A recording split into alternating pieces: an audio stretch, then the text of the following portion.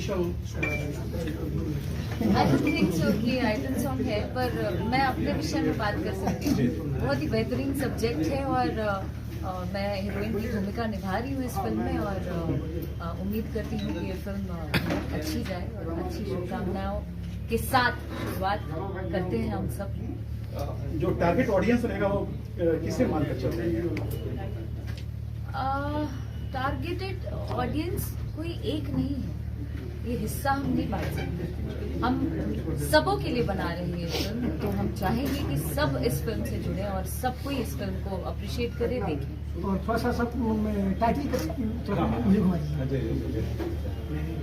और एक प्रश्न टाइटल पर पूछे नहीं वो तो है कि बाजी फिल्म पहले भी है, इंडस्ट्री में भी काफी बन चुकी है। जहाँ तक मुझे है कि एक से ज्यादा बन चुकी है। 2 फिल्म बनी है, एक गुरु दत्त साहब की, एक आमिर खान। एक इंसिडेंट हुआ है।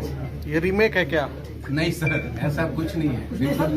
मैं लगा आज एक इंसिडेंट हुआ।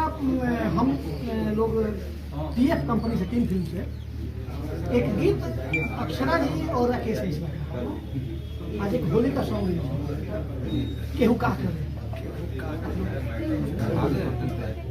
और रिलीज हुआ और क्विक रिस्पॉन्स इतना बेहतरीन रिस्पॉन्स और उसमें राकेश जी का तेवर इतना काम